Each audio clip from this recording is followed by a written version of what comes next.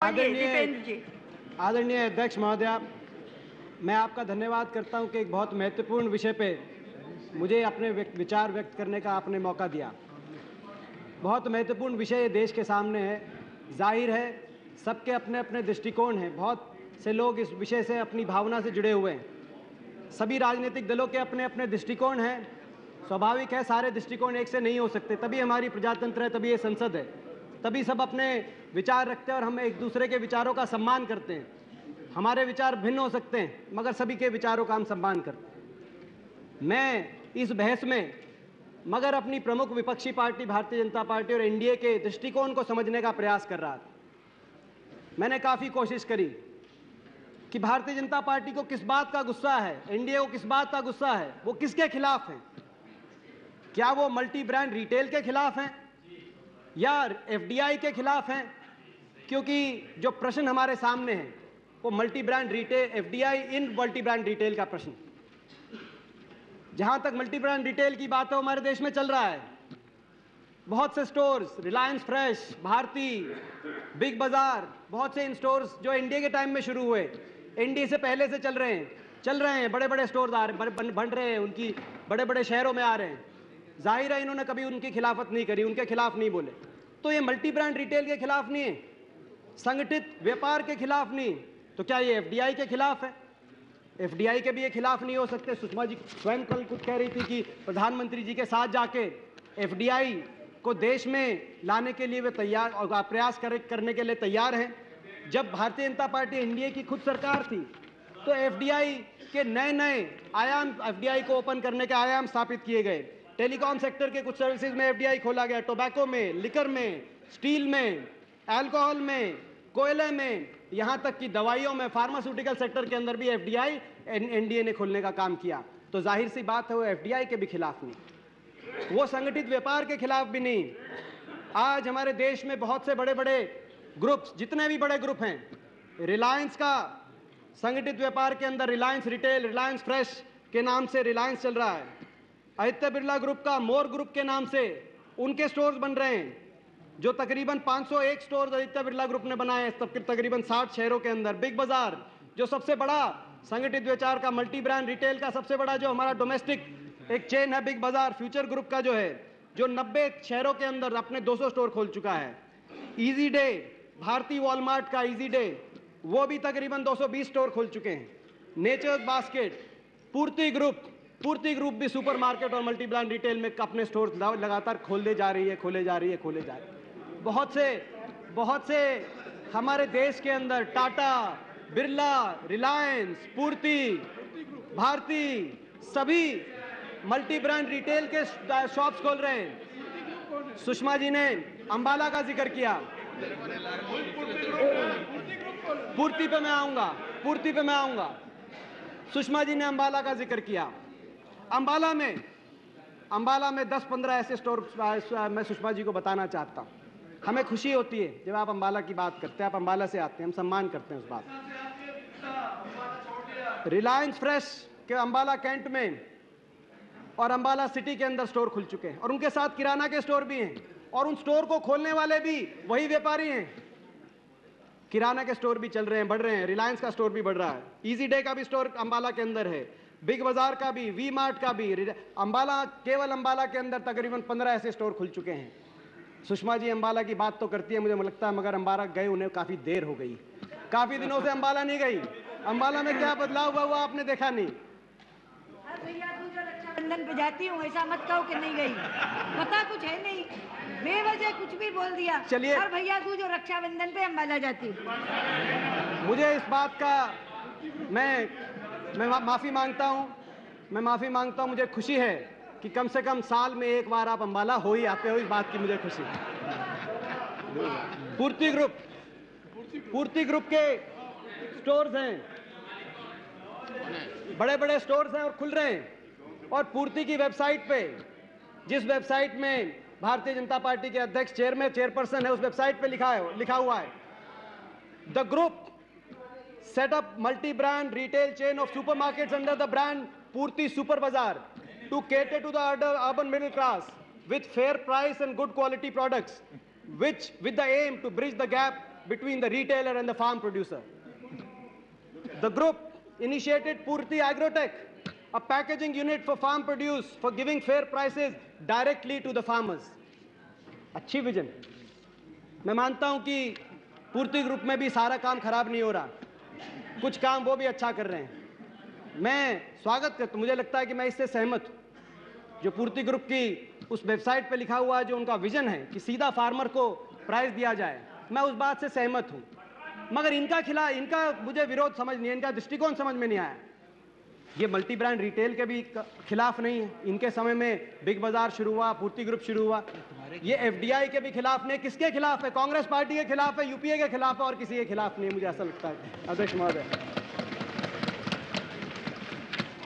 मुझे लगता है कि सरकार ने एक बहुत अच्छा फैसला लिया, हमारी अर्थव्यवस्था को मजबूत करने का फैसला लिया और एफडीआई मल्टी ब्रांड रिटेल के अंदर एक शुरुआत करी है। मैं नहीं समझता बड़े बड़े जो क्लेम किए जा रहे हैं कि वो खत्म हो जाएंगे, व्यापारियों को नुकसान, मैं नहीं समझता सेफगार्ड्स का प्रबंध किया गया। मैं ये भी नहीं कहना चाहता कि भाई इससे किसानों की सारी समस्याएं हल हो जाएंगी, ऐसा नहीं हो। मैं भी किसान का बेटा हूँ, किसान का दर्द समझता हूँ, सारी समस्या इससे हल नहीं होने वाली। मगर ये अच्छा है, किसान के लिए अच्छा है। आज किसान को एक विकल्प देने की जरूरत है, जितना विकल्प दे सके उतना अच्छा है, खराब नहीं है किसान के लिए। आज किसान जब सीजन आता है तो अपना आलू 2 रुपए 1 रुपए किलो में बेचता है, उसके 3 महीने बाद अपना ही आलू भी 30 रुपए और 40 रुपए में खरीदने का मजबूर होता है। ऐसे टमाटर की बात है। अपनी ट्रॉली का डाल खोल के किसान सड़कों के ऊपर अपना आलू गिरने को मजबूर होता है, जो फोटो दिखा रहे थे पंजाब के जो सांसद हैं। ऐसे जो किसानों को जितना विकल्प दें वो उनके लिए बुरा नहीं हो सकता, विकल्प देने की आवश्यकता है। और कोई ये बाध्य नहीं है कि भाई इन्हीं को देना पड़ेगा। अगर मल्टी ब्रांड रिटेल का कोई एफडीआई के अंदर जो स्टोर है वो किसान को ज्यादा भाव देगा, किसान उसको देगा। कि देश का किसान बेवकूफ नहीं है, देश के किसान को मूर्ख ना समझिए। जो किसान को ज्यादा भाव देगा, किसान अपना फसल उसको देगा, किसी और को नहीं देगा। अगर आड़तिया देगा तो आड़तिया को देगा। जिनको आपने परंपरागत एटीएम का नाम दिया आड़तिये को, जो इसको आपने कहा कि भाई परंपरागत एटीएम और किसान और उस परंपरागत एटीएम के एक रिश्ते को महिमा मंडित करने का काम जो किया, मैं ये कहना चाहता हूं कि मेरे ज्ञान के चक्षु आपने खोल दिए। जब आपने परंपरागत एटीएम का नाम दिया और कहा किसान अपनी दुख में, अपनी बीमारी में, अपनी हारी में, ब्याह शादी में जब उसको मजबूरी होती है तो इनके पास पहुंचते हैं और वहां से इनको विश्वास के ऊपर पैसा मिल जाता है, जैसे दिन रात एटीएम से पैसा मिल जाता है। मैं आपकी जानकारी के लिए लाना चाहता हूं, विश्वास पे पैसा नहीं मिलता, ब्याज पे पैसा मिलता है। एटीएम जरूर हैं, दिन रात पैसे देने को तैयार जरूर हैं, मगर जब पैसा मिल जाता है तो एटीएम की तरह नहीं, इंटरनेशनल क्रेडिट कार्ड का ब्याज उस पैसे पे चलता है। और वो ब्याज का चक्कर इतना जबरदस्त होता है कि किसान की जान और जमीन जब तक इनके पास, और बहुत सी स्टडीज हैं, नाबार्ड की स्टडी है, मैं एक स्टडी कोट करना चाहता हूं, national institute of rural development की एक स्टडी से मैं कोट करना चाहता हूं। एंड आई कोट, ये स्टडी थी आंध्र प्रदेश और कर्नाटक के किसानों की इंडेटेडनेस की, कि वो इतने कर्ज के बोझ के तले क्यों दबे हुए हैं, सुसाइड इतनी क्यों हो रही है। In many cases extreme step of suicide was taken, recourse due to heavy pressure and humiliation from private money lenders.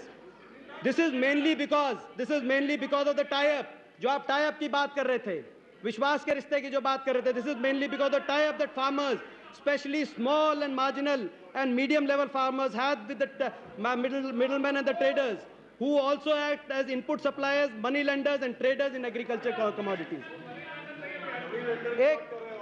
एक ये नाबार्ड की भी स्टडी है, बहुत सी स्टडियां हैं, मगर मैं आपको दोष नहीं देना चाहता।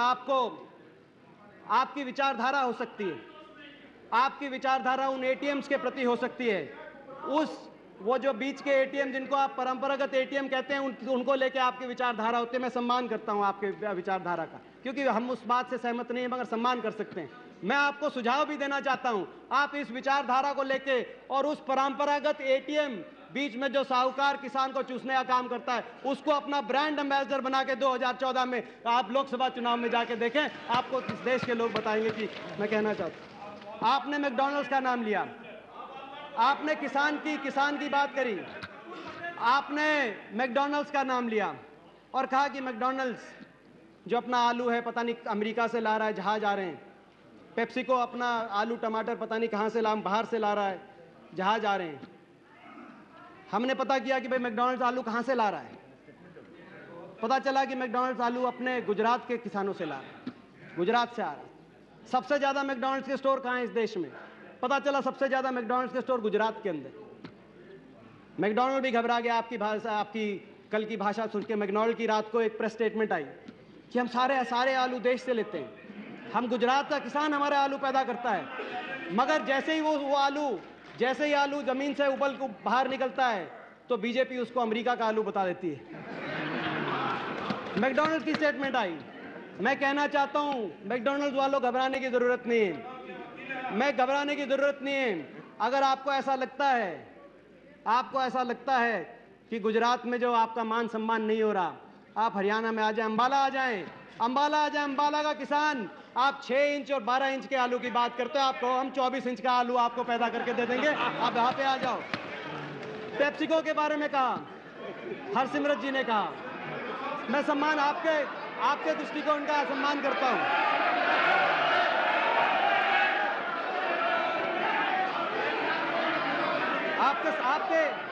आपके विचारों का, हरसिमरत जी, मैं आपके विचारों का सम्मान करता हूं।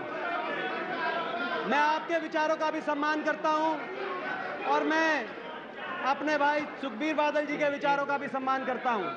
जब उन्होंने कहा था, पहले के थे, मैं मान गया आपकी बात, मैं मान गया, पहले के थे, चलिए मान गए आपकी बात। इधर देख के बात करिए। मैं आपकी बात मान गया। नहीं, ऐसे कैसे चल रहा है? इधर देख के बात, मैं आपकी बात मान गया। बिल्कुल। जब आप लोग बोलते हो आप हमारे बड़े प्रदेश से, तो हम कभी आपको डिस्टर्ब नहीं करते। ये हम मान गए कि आपके सुखबीर जी के जो विचार थे एफडीआई पॉलिसी के पहले के थे, जब उन्होंने कहा था कि एफडीआई आनी चाहिए, जोर से कहा था एफडीआई आनी चाहिए, और अब इनके विचार बदल गए। क्या कहा था पिछले नवंबर में? We strongly believe opening FDI in multi-retail will create in expertise, experience and resources of foreign retailers. A major beneficiary of back-end investment would be farmers, who will gain substantially through agricultural best practices of international companies. Through Sukhbir Badal ji की statement है आनंद शर्मा जी को. Investments in supply chain and stores would also generate hundreds of thousands of employment opportunities for rural and urban youth. Efficient supply chain will help decrease inflation, a key challenge facing our economy. Considering this benefit, I offer my complete support to you and your government for taking this major step that will benefit millions of farmers and youth in our state. मगर कोई बात नहीं, आपने विचार बदल लिए। संगरूर के अंदर जो पेप्सिको फैक्ट्री वाले हैं वो आज घबरा रहे हैं। संगरूर के अंदर पेप्सिको फैक्ट्री वाले घबरा रहे हैं। उनसे भी मैं कहना चाहता हूं, अगर लगाना चाहें तो अपनी फैक्ट्री हरियाणा में लगाएं, राजस्थान में लगाएं, महाराष्ट्र में लगाएं। संगरूर के अंदर जो पेप्सिको फैक्ट्री वाले घबरा रहे हैं, आपकी भाषा से आज वो घबरा रहे हैं। मैं कहना चाहता हूं, उपभोक्ता के बारे में कहा गया कि प्रीडेटर प्राइसिंग हो जाएगी। पहले बड़े स्टोर आएंगे, अपना दाम कम करेंगे, सस्ते में देंगे, और उसके बाद अपनी मनचाही की कीमत वसूल करेंगे, प्रीडेटरी प्राइसिंग हो जाएगी। मुझे लगता है कि जिन लोगों ने ये कहा, उन लोगों को शायद हमारे देश के कानून में जो मैक्सिमम रिटेल प्राइस का कानून है उस बारे में ज्ञान नहीं। कोई भी हमारे देश में प्राइस ज़्यादा बढ़ा नहीं सकता। छोटे व्यापारी की बात आई, मुझे लगता है कि इसके अंदर जो सेफगार्ड्स आए हैं, वो जो सेफगार्ड्स हैं, एक फर्क है। जब प्रेमचंद दास मुंशी जी ने इसके विरोध में बयान दिया था और बारी बारी उनका नाम लिया गया, दास मुंशी जी का नाम लिया गया, जो अपने जीवन के लिए लड़ाई लड़ रहे हैं, ये कैसी संसद की गरिमा है। उनके एक बयान को, क्योंकि वो अपना पक्ष नहीं रख सकते, उनके एक बयान के बारे में बारी बारी कहा गया। मुझे लगता है कि जब उन्होंने इसका विरोध किया था, उस वक्त जो नोट था 2004 में, एनडीए का जो नोट था, वो पूरे देश में और 100% एफडीआई और 53 शहरों में नहीं, पूरे देश के अंदर खोलने का उनका इरादा था, इसीलिए उन्होंने विरोध किया। सेफगार्ड नहीं थे, इनकी नीति में कोई सेफगार्ड नहीं थे। छोटे शहरों के लिए, ग्रामीण व्यवस्था के लिए कोई, ग्रामीण अंचल के लिए सेफगार्ड नहीं थे। वो नोट का जो विरोध होगा, मेरे को लगता है वो उस विरोध उस बातों को लेके किया गया होगा। एक और इस पॉलिसी के अंदर मुझे लगता है कि बहुत एक बड़ा फैसला भारत सरकार ने लिया है। जब देखा कि सबके दृष्टिकोण भिन्न भिन्न हैं, कंसेंसस नहीं, तो प्रदेशों पे छोड़ा। हमारे संघीय ढांचे को मजबूत करने की तरफ ये एक बहुत बड़ा फैसला था। प्रदेशों पे छोड़ा कि प्रदेश अपना फैसला खुद लें। मैं सम्मान करता हूं ममता बनर्जी जी का, पश्चिम बंगाल की लोकप्रिय मुख्यमंत्री, और बंगाल के एक एक व्यक्ति का मैं सम्मान करता हूं। एक कहावत है, what Bengal thinks today the country thinks tomorrow. मैं बंगाल का सम्मान करता हूं, मैं उनका भी सम्मान करता हूं। पश्चिम बंगाल में जो होगा उसका फैसला ममता बनर्जी की कलम से होगा और किसी के कलम से नहीं होगा। मैं इस बात का सम्मान करता हूं, उनके अधिकार का सम्मान करता हूं। मगर हरियाणा के अंदर जो होगा उसका फैसला भी हरियाणा के चुने हुए मुख्यमंत्री करेंगे और कोई नहीं करेगा। ये बात भी मैं आपको कहना चाहता हूं। अपना ये एक बहुत बड़ा फैसला भारत सरकार ने लिया है। संघीय ढांचे के बारे में लोग बोलते हैं, संघीय ढांचे को मजबूत करने की तरफ ये फैसला है। और इस फैसले के ऊपर भी बहुत लोगों ने अपनी बात करी, मगर ये फैसला लागू हुआ। विरोध, चारों तरफ विरोध, राजनीतिक विरोध। जहां तक आर्थिक दृष्टि की बात है, आर्थिक क्षेत्र के अंदर एक नयापन आया, खुशहाली आई। सेंसेक्स के अंदर उछाल आया। बॉम्बे स्टॉक एक्सचेंज पिछले 2 महीने के अंदर 10% आगे बढ़ी।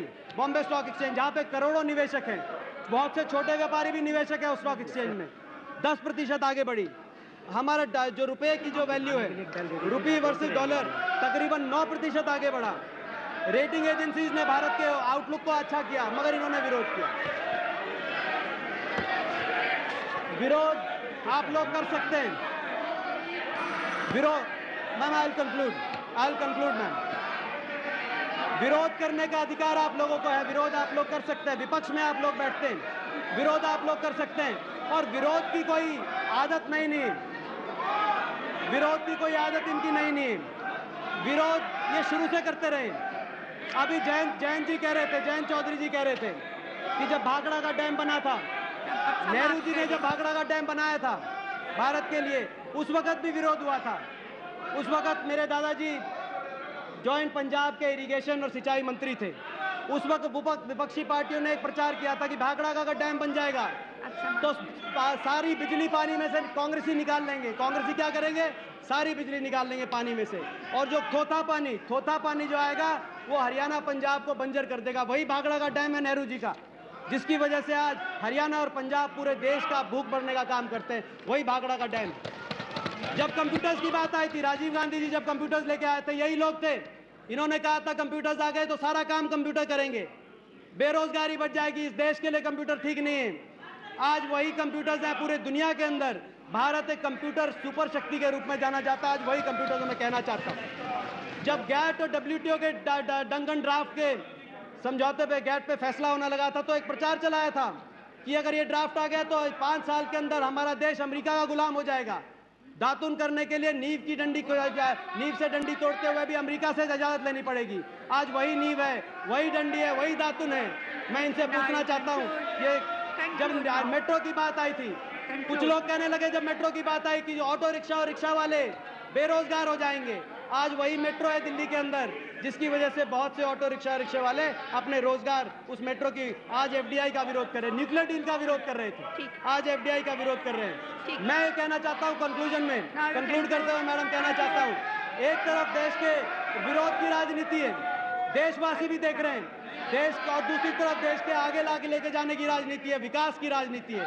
देश वालों को भी मैं आपके माध्यम से कहना चाहता हूं, उनको भी चुनना है। विरोध की राजनीति आगे आने वाले समय में उनको ठीक रहेगी या विकास की, देश को आगे लेके जाने की। सुषमा जी ने कल आखिरी बात की, क्या कहा? उन्होंने कहा कि भाई पिछले 60 साल में 50 साल कांग्रेस पार्टी की सरकार रही है। पिछले 60 साल में आपने कहा 50 साल कांग्रेस पार्टी की सरकार रही। मुझे लगता है कि आप लोग भी सोचो क्या कारण है कांग्रेस पार्टी की सरकार अपने आप हमारी इच्छा से नहीं रही है कांग्रेस पार्टी की, देश के लोगों की इच्छा से रही है। क्या कारण है कि देश के लोग बारी बारी कांग्रेस पार्टी में अपना विश्वास व्यक्त करते हैं? और मैं आज भी कहना चाह रहा हूं, आप अपनी विरोध की राजनीति को ऐसे आगे चलाओगे तो 2014 में भी देश के लोग एक बार फिर कांग्रेस पार्टी में अपना विश्वास व्यक्त करेंगे। बहुत बहुत धन्यवाद।